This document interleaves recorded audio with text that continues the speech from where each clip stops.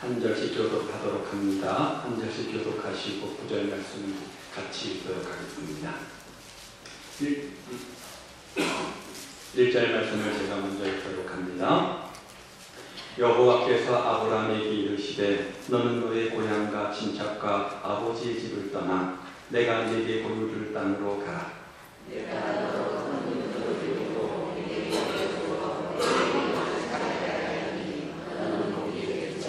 너를 축복하는 자에게는 내가 복을 내리고 너를 저주하는 자에게는 내가 저주하리니 땅의 모든 족속이 너로 말미암아 복을 얻을 것이라 하신지라. 이에 아브라함이 여호와의 말씀을 따랐고 또 그와 함께 갔으며 아브라함이 땅을 떠날 때에 75세가 되었다. 아브라함이 그의 아내 사레와 조카 롯과 하란에서 모든 소유와 얻은 사람들을 이끌고 가나안 땅으로 가려고 떠나서 마침내 가나안 땅에 들어갔더라. 아브라함이 그 땅을 지나 세겜 방울에 30년을 이르니 그때 가나안 사람이 그 땅에 거주하였다.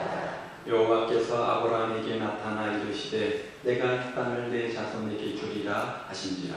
자기에게 나타나신 여호와께 그가 그곳에서 제단을 쌓고 거기서 베델레헴 태우산으로 옮겨 장막을 치니 서쪽은 베델이요 동쪽은 아이라. 그가 그곳에서 여호와께 제단을 쌓고 여호와의 이름을 부르더니 점점 남방으로 옮겨갔다. 신앙생활은 하나님의 은혜로 시작되는 것입니다. 아브라함도 하나님의 은혜로 신앙생활을 시작하게 되지 않습니까? 아브라함이 처음부터 믿음이 좋았던 것은 아니었습니다. 그가 갈대아 우르 지방에 살 때 그의 집은 우상을 숭배하는 집이었다고 성경은 분명히 이야기합니다. 특별히 1절 말씀에 보면 하나님은 그렇게 우상 숭배에 깊이 젖어 있는 아브라함을 부르셔서 너는 복이 될지라 이렇게 축복의 약속의 말씀을 주시죠. 지금 성경은 복이라 이렇게 되어져 있지만 이전 성경에는 복의 근원 혹은 복의 통로로 그렇게 번역이 되어져 있습니다. 하나님은 우상 속에서 살던 아브라함을 부르셔서 복의 근원으로, 정확한 번역은 복의 통로가 맞는 번역일 겁니다. 복의 통로로 삼아주셨습니다. 이것은 전적인 하나님의 은혜라는 것이죠. 아브라함이 특별한 재능이 있어서, 특별한 믿음이 있어서, 특별한 자격과 능력이 있어서가 아니라 전적으로 하나님의 은혜로, 일방적 은혜로, 일반적 선택하심으로 아브라함이 복의 통로가 된 겁니다. 그런데 이렇게 아브라함에게 임한 하나님의 은혜는 아브라함 개인에게 임한 복이 아니라 우리 모두에게 임한 동일한 복이라는 겁니다. 그러므로 본문에서 아브라함에게 주어진 하나님의 이 축복의 약속은 아브라함뿐만 아니라 하나님을, 예수님을 구주로 믿고 섬기는 우리에게도 주어지는 동일한 축복의 약속의 말씀입니다. 자, 그렇다면 아브라함에게 주신 약속의 말씀, 그것이 무엇입니까? 2절 말씀은 이렇게 말하죠. 2절 말씀, 내가 너로 큰 민족을 이루고 내게 복을 주어 내 이름을 창대하게 하리니 너는 복이 될지라. 이 2절 말씀 속에서 아브라함에게 임한 축복 세 가지를 우리가 살펴보게 되어지는데, 첫 번째는요, 큰 민족이 되게 하시겠다는 약속이죠. 갈대아 우르에서 뽑아낸 아브라함을 통해서 큰 민족, 어떤 민족이냐? 경건한 민족, 하나님만을 섬기는 민족을 만드시겠다는 그런 꿈을 하나님께서 가지셨다는 겁니다. 하나님께서 아브라함을 부르실 때는 노아 홍수가 있고 365년이 지난 즈음이었습니다. 창세기 19장에 보면 그 당시의 영적 상태를 어떻게 묘사하고 있냐면 하나님의 선포된 말씀을 농담으로 여겼다, 이렇게 말합니다. 영적으로 무지하고 영적으로 타락한 시대였던 거죠. 도덕적으로 타락도 했습니다. 전쟁의 공포가 있었습니다. 물질과 우상 숭배가 만연했습니다. 거기에다가 영적 무지로 가득 찬 시대였습니다. 하나님의 진리의 말씀을 가볍게 농담으로 여길 정도였으니까 얼마나 영적으로 무기력했고 타락했는가 짐작해 볼 수 있지 않겠습니까? 마치 오늘 우리 시대와 별반 다르지 않은 것 같습니다. 이런 시대에 하나님께서 아브라함 한 사람을 부르시고 그를 통해서 하나님을 섬기는 큰 민족, 영적 공동체를 만들겠다, 이렇게 약속하고 계시는 겁니다. 그런데 하나님은 오늘 우리에게도 동일한 꿈을 가지고 계십니다. 죄와 사망 가운데 있던 우리들 아니었습니까? 그런 우리를 부르셔서 하나님의 자녀 백성 삼으시고 그런 우리를 통해서 복음이 전파되게 하셔서 수많은 사람들이 주님 앞으로 돌아오기를 간절히 원하신다는 겁니다. 아브라함은 큰 민족이 될 만한 자격이 조건이 없었습니다. 왜요? 아브라함과 그의 아내 사라는 어떻습니까? 나이가 100살이 되고 나이가 90살가 되어도 아이를 생산할 수 없는 그런 신체적 약점을 갖고 있지 않았습니까? 그 정도 나이가 되면 일반적으로 상식적으로 아이를 출생하는 것은 불가능한 일입니다.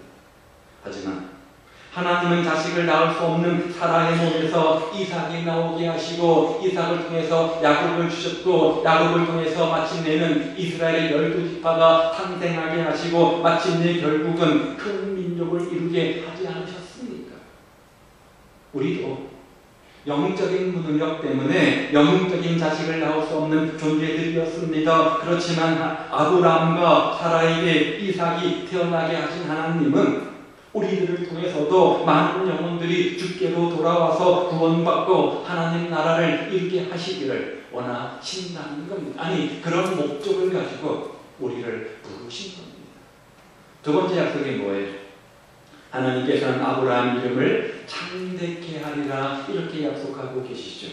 그래서 하나님께서는 이 약속대로 아브라함의 이름을 인류 역사상 가장 위대하게 만들어 주시지 않았습니까? 신앙인이라고 한다면 아브라함 하면 떠오르는 이미지가 뭡니까? 믿음의 조상이잖아요. 그 이름처럼 열국의 아버지가 아닙니까? 그 이름을 복되고 창대하게 거룩하게 빛나게 만들어 주셨습니다. 그런데 아브라함이 가진 능력이 특출해서 특별한 재능이 있어서 아브라함 이름을 창대하게 만드신 것이 아니라는 거죠. 전능하신 하나님이 아브라함 그 인생 가운데 역사하셔서 그의 이름을 빛나도록 창대하게 만들어 주신 겁니다. 마찬가지로 그 하나님이 우리에게 역사하셔서 우리 이름을 빛나게, 우리 이름을 복되게, 우리 이름을 창대하게 해 주실 것이라는 거죠. 어제나 오늘이나 영원토록 동행하신 하나님께서 저와 여러분에게 역사하셔서 우리 이름을 이 시대 아브라함처럼 빛나는 사람으로 영광스러운 존재로 참된 존재로 이름을 창대하게 해 주시겠다는 겁니다. 세 번째 약속은 복의 근원이 되라 이렇게 말씀하시죠. 너는 복이 될지라 이 말씀을 통해서 복의 근원, 복의 통로가 되겠다는 약속을 우리가 생각해 보게 됩니다. 그런데 우리가 복의 근원이 되고 복의 통로가 되고 이렇게 존귀한 존재가 되는 것은 우리의 특별한 능력이 아니라 하나님의 자녀라는 신분 때문 아닙니까? 우리가 하나님의 거룩한 자녀이기 때문에 그 신분 때문에 거룩한 존재가 되는 것이고 축복의 통로, 복의 근원된 삶을 살 수 있는 거죠. 그래서 3절 말씀해 보시면 아브라함이 복의 근원이 되었기 때문에 그를 축복하는 자를 축복받고 그를 저주하는 자는 저주를 받게 되어져 있음을 보게 되어집니다. 우리도 마찬가지죠. 우리가 예수님의 이름으로 하나님의 자녀가 되었습니다. 예수님 안에서 거룩한 자녀, 거룩한 신분, 복의 근원 통로가 되었기 때문에 나를 축복하는 자들은 복을 받을 것이고 나를 저주하는 자들은 저주를 받게 된다는 겁니다. 특별히 하나님의 종에게는 더하겠죠. 이 말씀을 확증하는 증거를 우리가 역사 속에서 몇 가지 많이 찾아볼 수가 있습니다. 종교교역이 어느 나라에서 이루어졌죠?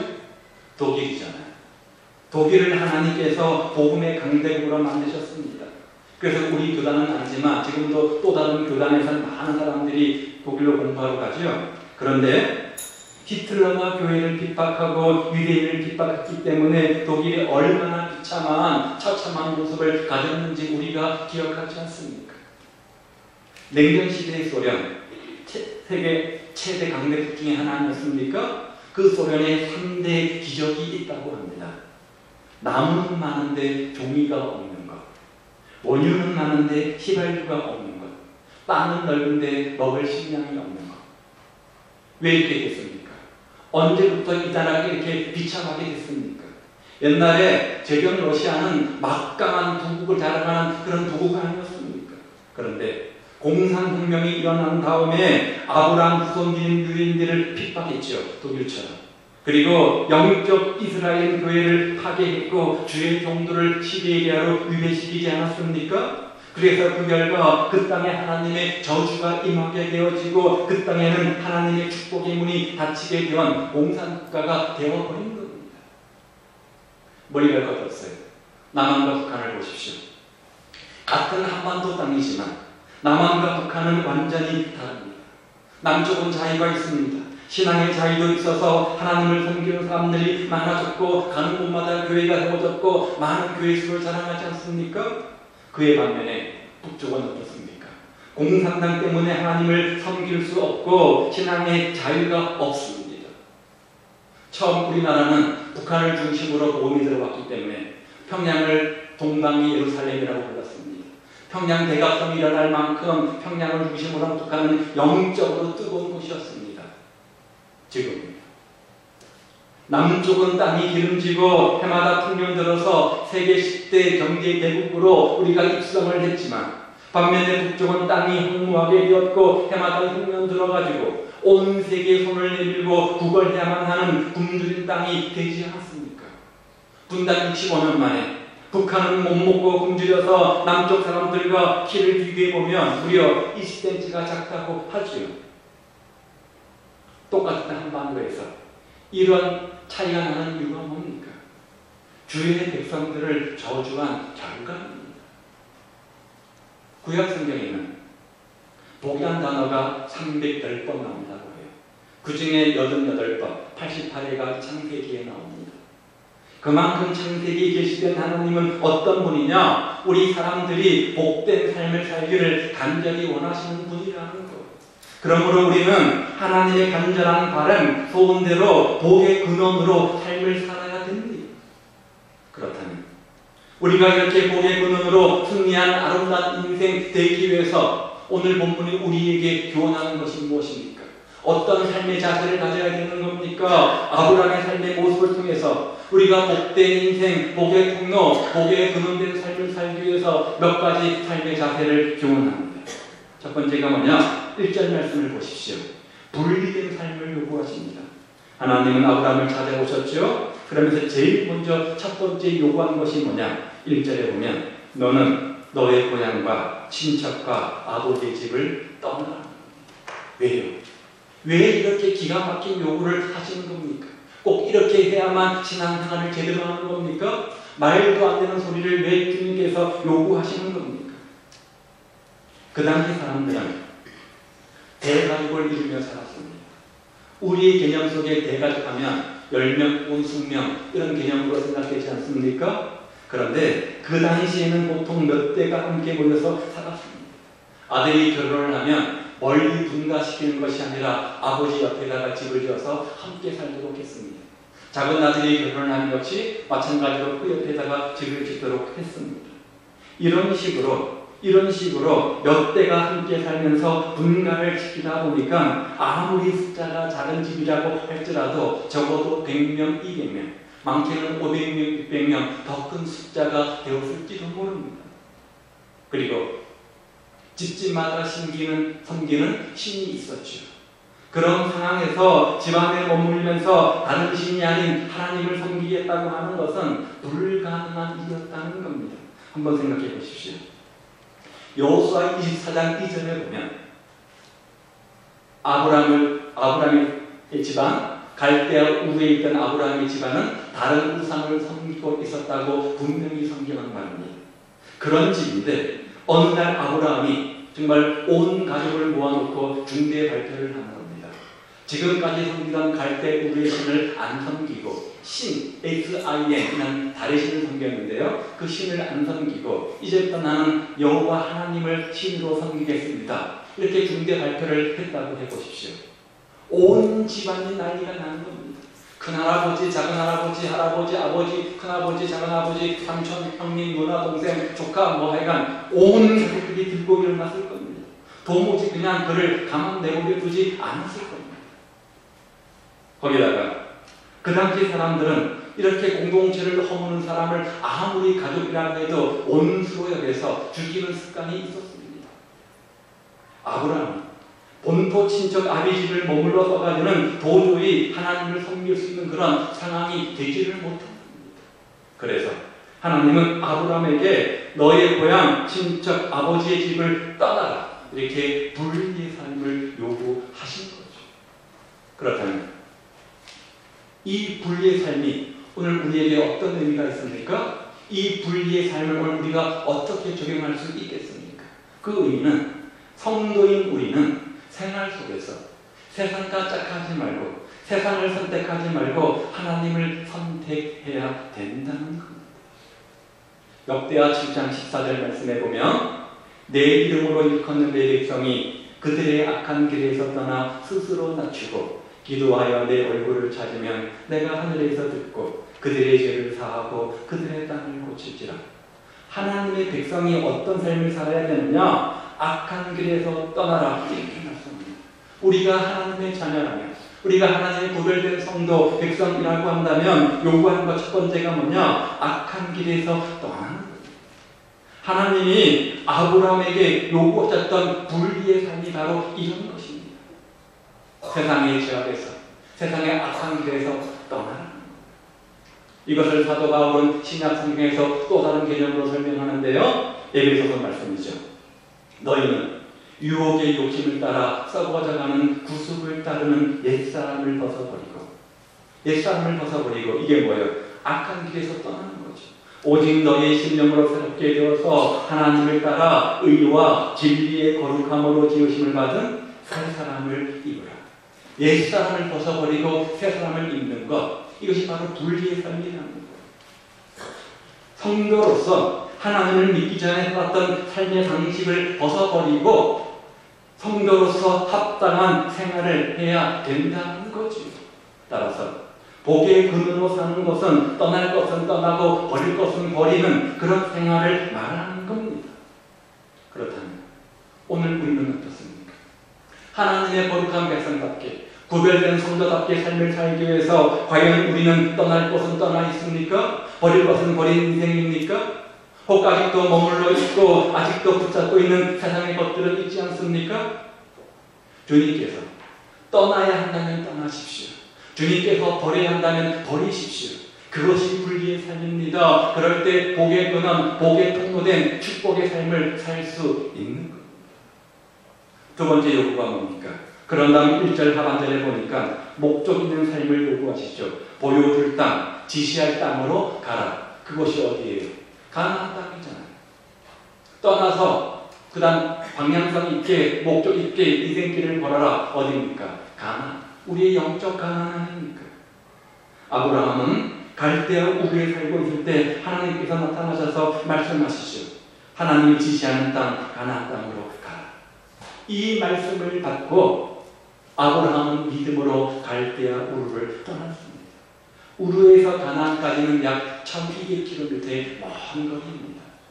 그런데 우르와 가나안에는 아라비아 사막이 놓여 있기 때문에 서쪽으로 가지 못하고 북서쪽으로 가서 올라만 가야 합니다. 그래서 가는 곳이 어딘가? 바로 하란이죠. 하란 역시 갈대아 우르에서 1200km 지점에 있는 먼 지역입니다. 먼 지역이지만 그래도 하란은 갈대아 우르의 문명을 똑같이 가지고 있는 그런 영향권 안에 있었습니다. 똑같은 신을 섬기는 똑같은 문화 속에 있는 그런 도시였습니다. 그런데 11장 31절 말씀에 보면 가나안을 향해서 가던 아브라함이 이 하란에서 뭐 했다고요? 거류했다 이렇게 이루어져 있어요. 거류했다. 이 말을 언어적 의미로 살펴보면 잠깐 쉬었다 가는 머무는 곳의 의미가 아니라 뭐죠? 아예 거기서 머물러 살려고 했다. 그런 의미를 가지고 있습니다. 지금 아브라함은 믿음으로 순종해서 하나님이 아닌 어디로 가야 돼요? 하나님께서 보여주신 목적의 땅 가나안으로 가야 됩니다. 가나안 땅은 생뚱한 문화와 종교와 다 다른 곳이지만 하란은 갈대아 우르와 똑같은 곳입니다. 거기서 머뭇머뭇거리고 있는 겁니다. 그래서 그런 그에게 하나님이 다시 나타나셔서 가나안 땅으로 갈 것을, 즉 목적 있는 삶을 살 것을 방향성을 다시 한번 제시해 주지 않습니까? 두 번째 요구는 목적 있는 삶을 살아요. 목적지인 가나안을 향해서 믿음의 발걸음을 내디디라는 거예요. 그렇다면 이 말씀의 현대적 의미는 뭘까요? 복에 근원되는 우리 성도들은 자신의 인생의 목적 사는 삶이 아닌, 자신의 인생을 위한 것이 아닌 하나님께서 목적하시는 하나님을 위한 삶을 살아야 된다는 거죠. 방향성 있게, 일관성 있게 주의 나라를 위해서, 주님을 위해서 살아야 된다는 거예요.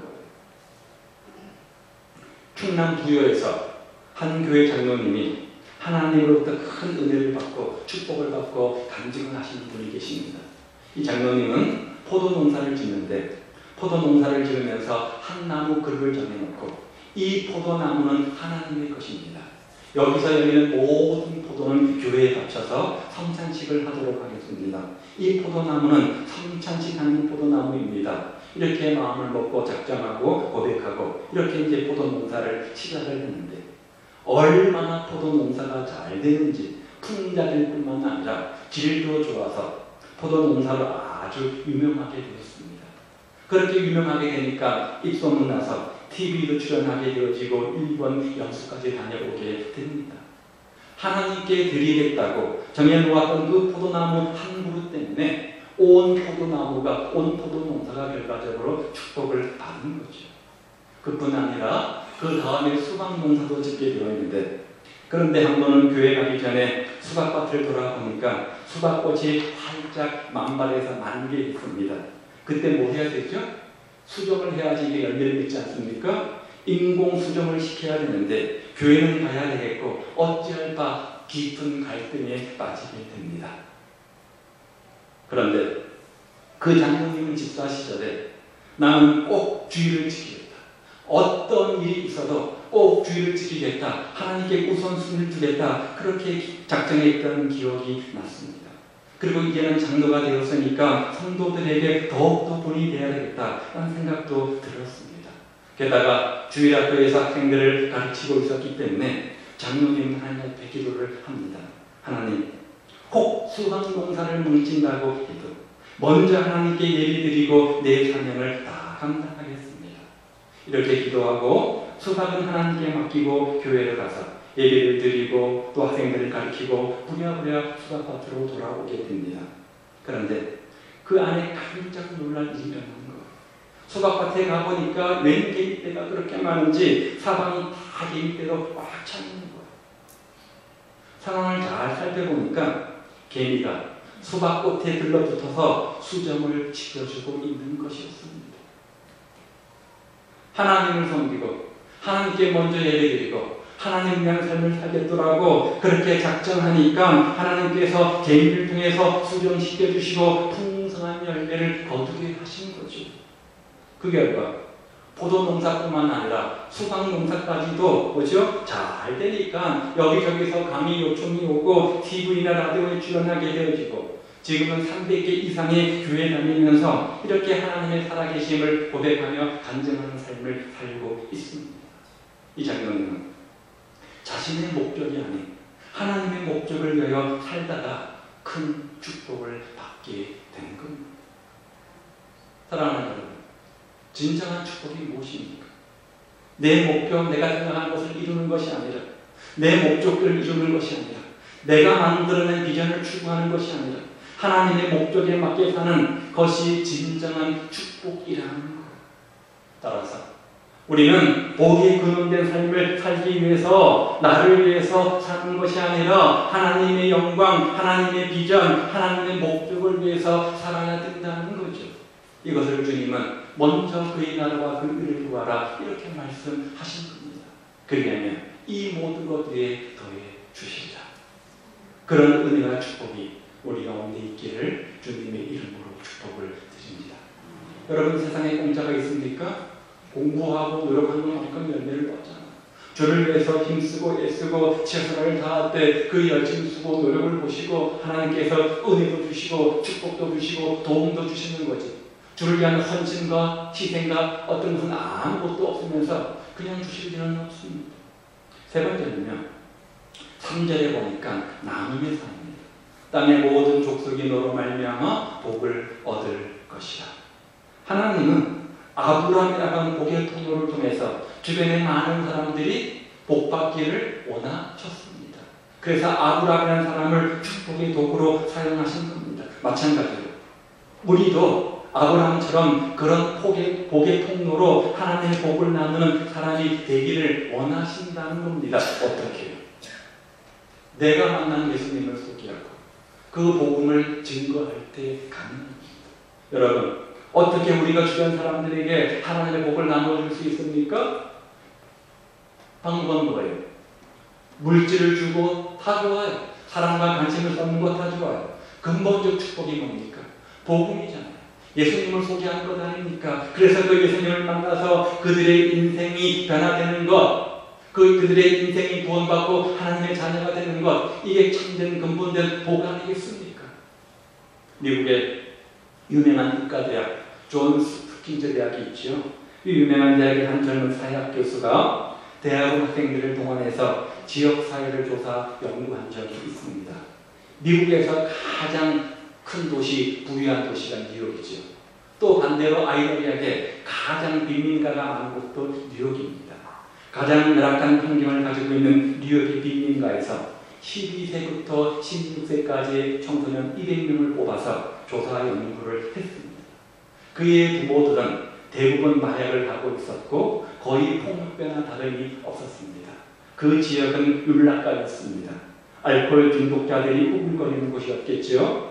그래서 연구조사한 결과 이 교수와 학생들은 한 가지 결론을 내렸는데 이들 청소년의 90%는 훗날 이들이 성인이 되었을 때 거의 대부분은 교도소를 제 집처럼 들락날락 할 것이다.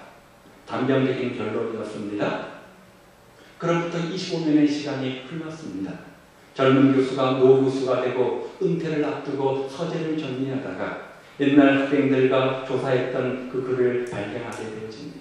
그때 만났던 아이들의 이름과 주소와 연구와 내용들이 그대로 다 기록이 되어져 있었습니다. 교수님은 학문적인 호기심이 발동해서 다시 학생들을 동원해서 당시의 설문에 응했던 아이들 다시 찾아보기로 합니다. 미국 전역을 다 뒤져서 200명 중에 180명을 찾아냈습니다. 그런데 그 결과는 놀라운 것이었습니다. 단 4명만이 그것도 한 번 교도소에 갔다 온 적이 있고 나머지 176명은 정말 염료와 달리 잘 장성해서 사회에 필요한 일꾼으로 잘 성장해 있는 것입니다. 어떻게 이렇게 열악한 환경 속에서 이렇게 그 환경을 극복하고 이렇게 좋은 성인으로 자랄 수 있었을까? 궁금하잖아요.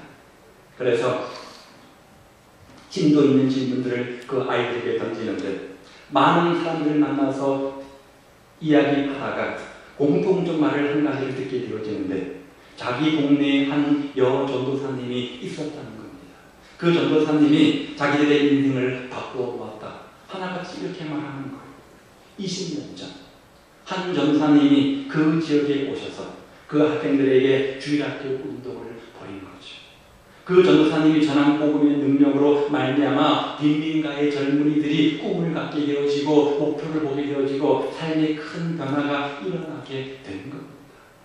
한 여인의 힘없는 복음의 증거가 한 지역의 젊은이들의 미래를 변화시키는 힘의 근원이 되었던 겁니다. 여러분, 이게 진정한 복 아닙니까? 하나님은 우리에게 요구하시는 삶이 바로 이런 것이라는 거예요.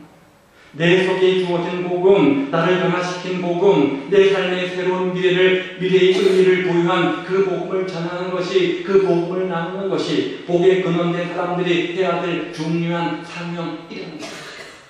우리 인생에 가장 가치 있는 것이 뭡니까? 가장 복된 것이 뭡니까? 복음 아닙니까? 예수님 아닙니까? 내 인생의 가장 생명만큼 귀한 복음, 가장 가치 있는 그 복음을 함께 나누어서 함께 복된 인생 살도록 하는 것, 이것이 무엇보다 중요한 일이라는 거예요.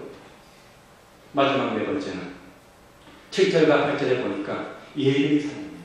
우리가 온전한 예배의 주인공 될 때 그 결과 복의 분노, 복의 근원된 삶을 살 수 있다는 거죠. 여호와께 그가 누구죠? 아브라함이죠. 그곳에서 제단을 쌓고 이곳에서 여호와께 제단을 쌓고 여호와의 이름을 불렀더니 복의 통로인 아브라함은 제단을 쌓는 삶, 요즘 말로 말하는 거죠. 예배 삶이었습니다. 그런데 아브라함이 드린 제사는 어떤 환경이 좋기 때문에 드린 것은 아닙니다. 아브라함이 하나님의 약속의 말씀에 근거해서 가나안 땅에 들어갔지만 그곳 사람들에게 환영받지는 못했을 겁니다. 항상 이 텃세라는 게 있잖아요. 항상 기득권이라는 게 있잖아요. 그래서 아브라함은 한 곳에 정착하지를 못합니다. 계속해서 떠돌이 생활을 합니다. 여러분, 집 없는 사람을 여러분 경험하시죠? 연말이 되면 또 어떻게 어디로 이사 가야 될까? 어떻게 해야 될까? 늘 우리가 그 집 속에 살아가지 않습니까? 이제 연말이 다가오는데 집주인이 다시 또 계약을 해야 되는데 이번에는 얼마나 올려달라고 할까? 돈이 없으면 또 옮겨야 되는데 어디로 갈까? 그런 근심과 걱정과 염려가 우리에게 있습니다. 저에게도 있어요. 그런데 아브라함은 그보다 더 힘든 생활을 지금 하고 있었던 겁니다. 그 당시에는 힘이 지배하는 사회였잖아요. 그래서 사람들은 대가족을 이루며 모여 살았습니다. 왜요? 그것이 바로 보호처, 안식처이기 때문에 그렇습니다. 그런데 지금 아브라함은 어떤 사람입니까? 그런 보호처, 안식처를 떠났잖아요. 친척, 아비, 고향집을 떠나지 않았습니까? 나그네 인생 아닙니까? 자기 편 들어줄 사람이 별로 없습니다. 그러니 얼마나 두렵고 얼마나 힘들었겠습니까? 그런데 그것을 어떻게 극복합니까? 가는 곳마다 첫 번째 한 일이 뭐라고요? 재간을 쌓았다는 거예요. 그런 상황 속에서도 하나님 앞에 예배 드리는 것을 삶의 우선순위로 드렸다는 겁니다. 뉴욕에 가면 허드슨 강이 있는데 그 강 하류에 가면 솔트라인이 있습니다. 솔트라인, 소금 라인이죠. 소금선. 바다에서 올라오는 소금물과 산 위에서 내려오는 민물이 만나는 지점에 솔트라인, 소금 라인이 형성이 된다는 거예요. 날이 감으로써 강물이 약해지면 그만큼 바닷물이 역류해서 허드슨 강으로 올라오게 됩니다. 그러면 식수를 공급하는 수원지가 위로를 받게 됩니다. 반대로 비가 많이 내려서 어느 정도 물이 계속 흐르게 되면 민물이 바닷물의 세력을 계속 밀어내서 수원지가 안전해지게 된다는 거죠. 그 밀물과 썰물이 만나는 지점에 소금띠가 형성되기 때문에 솔트라인 이렇게 불러요. 그래서 이 허드슨 강의 솔트라인은 끊임없이 밀고 당기고 변화를 갖게 되어집니다. 그런데 이와 같은 일은 우리 인생 속에서 다반사로 일어납니다. 신앙생활도 마찬가지입니다. 성령 충만하면, 믿음으로 충만하면 다가오는 유혹도 이기고 승리할 수 있지만, 열매 있는 풍성한 삶을 살지만 그렇지 못하면 자신도 모르게 영적 신앙생활에 패배하기도 합니다. 우리의 신앙의 기복은 굴곡은 왔다 갔다 하지 않습니까? 성령 충만 아니고 성령 충만 아니고 승리 패배 이런 인생을 살아갑니다. 그런데 아브라함에 있어서 승리의 기준이 뭐였냐? 그 솔트라인을 지키는 힘이 뭐였다고요? 예배였다는 거예요. 예배였다는 거예요. 가는 곳마다 예배를 드렸고 예배 드리는 힘으로 세상을 이겼고 복의 근원으로서 삶을 살았다는 겁니다. 예배가 어떤 역할을 합니까? 영적 재충전의 시간이라는 거예요. 아무리 자동차가 최고의 성능 기능을 가지고 있다고 할지라도 자동차의 역할은 뭡니까? 움직이는 거잖아요. 기름이 없으면 어떻게 돼요? 말짱꽝이에요. 아무런 의미가 없는 거예요. 기름이 떨어지면 아무리 초호화 무슨 기능을 가지고 있다고 할지라도 다 필요 없어요. 기름이 떨어져서 움직이지 못하는 자동차에 기름을 넣으면 다시 움직일 수 있게 되어지는데 그 기름 역할이 뭐라는 거예요? 예배라는 거예요. 우리가 신앙생활을 항상 굴곡 없이 승리할 수만은 없잖아요. 솔트라인처럼 이랬다 저랬다 오르락내리락 하지 않습니까? 그럴 때 예배의 힘을 통해서 재충전 받고 다시 승리하는 신앙생활을 우리가 할 수 있다는 거예요. 예배는 영적 충전의 시간이라는 겁니다. 예배가 약해지면, 예배가 무너지면 영적으로 무기력해집니다. 주님을 향한 사랑도 식어집니다. 저 사람도 식어집니다. 교회 사람도 식어집니다. 사랑하고 싶어도 안 돼요. 기도하고 싶어도 안 돼요. 전도하고 싶어도 안 돼요. 주님 뜻대로 살고 싶어도 안 됩니다. 반대로 예배가 회복되면 달라집니다. 주님 사랑, 교회 사랑, 그런 뜨거운 마음이 생기게 됩니다. 우리가 교회 안에서 많은 신앙 행위를 합니다. 그런데 많은 신앙행위 중에 가장 귀한 것이 뭐냐? 가장 근본적인 건 뭐냐? 예비행위잖아요. 예비가 모든 신앙행위 기본 아닙니까? 예배가 죽은 성도는 신앙생활의 모든 부분이 살아있는 것처럼 보이지만 실상은 죽은 겁니다. 지금은 다른 부분이 살아있는 것처럼 보여도 반드시 모든 것이 다 영적으로 침체 죽게 되어져 있습니다. 반대로 예배가 살아있는 인생 다른 부분도 살아나게 되어져 있습니다. 지금은 죽은 것처럼 보여도 예배가 회복되면 모든 것이 다 회복됩니다. 식물을 키우다 보면 때로 물을 주지 못해서 햇빛을 잘 보지 못해서 식물이 시들어갈 때가 있습니다. 그럴 때 어떻게 하면 돼요? 물을 주거나 햇빛을 쪼여주면 시들었던 식물이 생생하게 되살아나는 것을 보지 않습니까? 예배는 그런 거예요. 예배는 그런 거예요. 우리가 예배를 잘 드리게 되면 우리 영혼과 육체와 생활에 이렇게 생기가 넘쳐나게 되는 겁니다. 따라서 우리 모두는 예배의 성공자가 되셔야 됩니다. 그럴 때 인생 성공자가 되는 거고, 그럴 때 복의 통로, 복의 근원된 삶을 살게 되는 겁니다. 자, 오늘 하나님은 우리에게 우리도 아브라함처럼 이 시대의 복의 근원의 삶, 복의 통로의 삶의 주인공이라 이렇게 말씀하셨습니다. 우리를 통해서 이 시대에 이루고자 하는 하나님의 특별한 섭리, 계획하심이 있다는 거죠. 어떻게 우리가 그 일을 이룰 수 있습니까? 어떻게 우리가 그래서 복의 근원, 통된 삶을 살 수 있습니까? 네 가지를 배웠습니다. 첫 번째가 뭐였습니까? 세상으로부터 구별되는 참된 불의의 삶. 성도가 그런 뜻이죠. 지금까지 의지하고 신뢰했던 세상의 양식으로부터 벗어나서 하나님 중심의 삶을 사는 불의의 삶입니다. 두 번째는요, 목적 있는 삶을 사는 겁니다. 영적 가난을 향해서 하나님의 영광을 위해서 하나님께 삶의 우선순위를 드린 그런 분명한 방향 있는 목적 있는 삶을 사는 겁니다. 먼저 그의 나라와 그 의를 구하는 삶을 사는 거죠. 세 번째는요, 이웃들에게 복음을 나누는 삶입니다. 진정한 복의 나눔은 내가 만난 예수님을 증거하며 소개하는 겁니다. 네 번째는요, 예배의 삶을 통해서 날마다 힘 얻고 이 험한 세상 이기며 승리하며 살아가는 겁니다. 그래서 우리 모두가 복의 근원된 삶, 복의 통로의 삶을 살아가는 겁니다. 우리 모두 이렇게 이 시대의 아브라함처럼 복의 근원, 복의 통로 되기 위해서 이런 분리의 삶, 목적 있는 삶, 나눔의 삶, 예배의 삶의 주인공 되시기를 우리 주님의 이름으로 축복을 드립니다. 기도하겠습니다.